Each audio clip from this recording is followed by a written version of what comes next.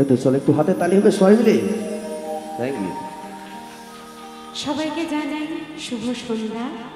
সবাই খুব খুব ভালো আছেন, খুব ভালো পুজো কাটিয়েছেন আশা করি।